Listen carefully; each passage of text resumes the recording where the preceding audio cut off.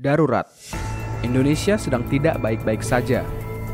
Seakan belum puas menghancurkan marwah Mahkamah Konstitusi demi melanggengkan dinasti kekuasaan pada Pilpres 2024 lalu, setelah sang paman lengser dari jabatan ketua, belakangan Mahkamah Konstitusi yang sedang mencoba bangkit kembali coba dikangkangi.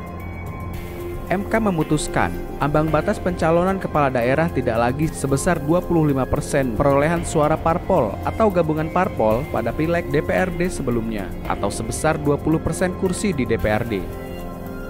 Putusan terbaru, threshold pencalonan kepala daerah dari parpol disamakan dengan pencalonan kepala daerah jalur independen atau non-partai. Untuk mencalonkan gubernur Jakarta, parpol hanya membutuhkan minimal 7,5% suara pada pileg sebelumnya. Hal itu membuat PDIP yang tak punya koalisi karena ditinggal oleh partai-partai lain tetap bisa mengusung calon kepala daerahnya sendiri. Begitu juga peluang Anies Baswedan yang menjadi kembali terbuka untuk maju di Pilgub Jakarta setelah sebelumnya ditinggal oleh Nasdem, PKS, dan PKB yang memilih bergabung dengan koalisi pemerintah. Sementara itu, dalam salah satu putusannya, MK menetapkan syarat usia minimum cagup-cawagup adalah 30 tahun saat pendaftaran calon. Hal itu membuat peluang Kaisang sang putra Jokowi untuk maju menjadi calon kepala daerah menjadi tertutup. Baru sehari putusan MK bergulir, Balik DPR RI langsung rapat untuk menganulirnya. Balik membentuk panitia kerja atau panja dan melakukan revisi terhadap Undang-Undang Pilkada. Pemerintah bersama Badan Legislatif atau Balik DPR RI mengebut pengerjaan revisi Undang-Undang Pemilihan Kepala Daerah atau RUU Pilkada hanya sehari usai putusan Mahkamah Konstitusi soal ambang batas kepala daerah itu dibuat. Tak mau kecolongan, alarm darurat demokrasi pun digaungkan. Lapisan masyarakat dan mahasiswa pun turun ke jalan untuk menjaga Indonesia agar tak dirusak oleh pejabat yang materialistis dan haus kekuasaan. Bahkan Najwa Shihab pun sampai membuat video khusus untuk peristiwa ini. Begini videonya.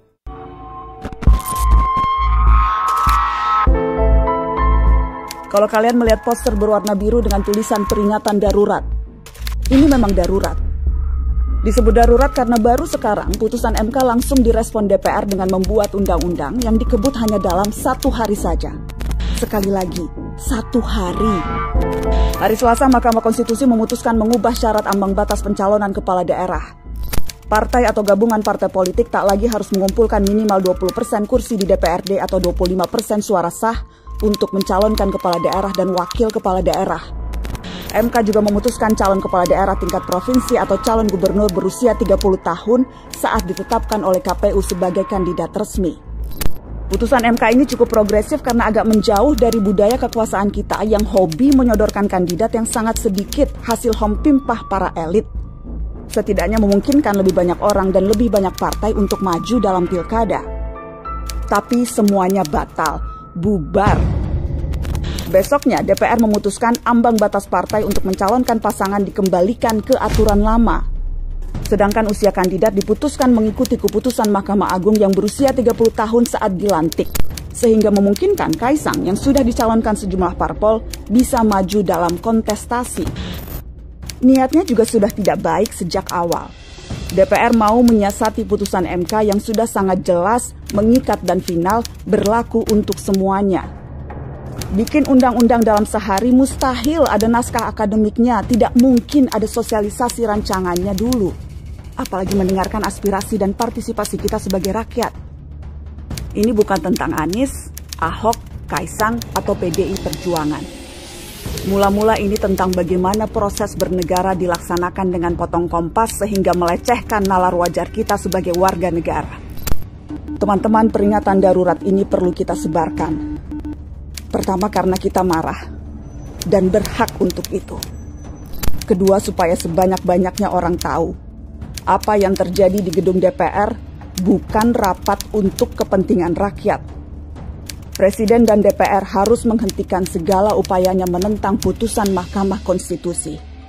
Jika DPR dan pemerintah mau merevisi tanpa berpatokan kepada putusan MK, ini rentan dianggap pembangkangan konstitusi. Dan saya cemas, pembangkangan konstitusi ini bisa berujung dengan pembangkangan sipil.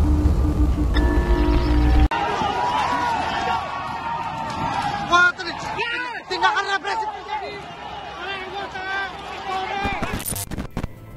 Setelah digeruduk massa, DPR RI akhirnya tak jadi mengesahkan revisi Undang-Undang Pilkada. Alasannya karena jumlah anggota DPR RI yang hadir dalam rapat tak sesuai dengan batas minimum atau tak quorum. Di tengah gagalnya revisi Undang-Undang Pilkada yang dibuat oleh Balik DPR RI untuk mengangkangi keputusan Mahkamah Konstitusi, ada nama Prabowo Subianto yang disebut berperan dalam hal itu. Lantas, benarkah Prabowo diam-diam ikut memainkan perannya sebagai presiden pengganti Jokowi, seperti yang diungkapkan politisi PDIP ini? Malam hari, Pak, saya dapat info, inilah setiap kejadian buruk pun ada hikmah positifnya. Akan ada gelombang massa. Tapi pagi harinya Pak Andap, saya curiga. Kok pengamanan DPR begini aja? Laporan kami katanya gelombang massanya besar. Makanya saya bilang, ini ada sisi positifnya. Kok tiba-tiba jam 10 paripurnanya ditunda? Ini sisi positifnya, Pak. Ya. Siang hari bisa-bisanya pagar DPR diceretelin, nggak ada yang menghambat. Coba zaman dulu, Pak, digebuk, Pak. Sorenya mahasiswa masuk, dibiarkan saja. Kalau ada gesekan dikit, saya bilang sama Pak Kapolda, ini kasihan ini Kapoldanya. Di satu pihak dia harus humanis, di pihak lain dia harus amankan ini objek vital negara. Kerja keras. Kesimpulannya apa, Pak? Ini saya bicara apa adanya nih. Saya sampaikan juga ke banyak teman-teman. Ya. Ini, mohon maaf ini, kalau nggak ada Pak Prabowo nggak bisa kejadian, Pak. Kesimpulannya apa? Ya. Orang yang kita anggap otoriter, totaliter, tiran, militeristik, tapi kalau kita kasih kesempatan untuk berbuat baik, bisa. Perjuangan belum usai, sebab Indonesia sedang tidak baik-baik saja. Sekali lagi, Indonesia sedang tidak baik-baik saja. Wah, tindakan represif terjadi. Cause I don't give a fuck what you say. Yeah, I'ma do shit my way. So you can go kick rocks, I'ma stack bricks up, build what I want to make. Yo, I got a lot of shit to say, so I'ma do this every day. I'll be writing things until I'm fucking buried in my grave. 6 feet deep under, but my body won't decay. Cause my messages are timeless, so they'll put them on display. Oh yeah, I rap with a certainty, I have a sense of urgency. A message for eternity, for everyone internally. I had some people burning me, but now they fucking learn to see I ain't the one to fuck with. Now they looking nervously, and I don't really care what you think of me respectfully. You can kick rocks if you think you're fucking better, see. I will outwork you, turn you to an enemy. Hurt you so bad that you're gonna need some therapy. I got the motherfucking recipe. I've been cooking up hits, I'ma leave a legacy. You'll be looking small when you're standing right next to me. I'm 5'10", bitch, but I'm 10 feet. Cause I don't give a fuck what you say. Yeah, I'ma do shit my way. So you can go kick rocks, I'ma stack bricks up, build what I want to make. Cause I don't give a fuck what you say. Yeah, I'ma do shit my way. So you can go kick rocks,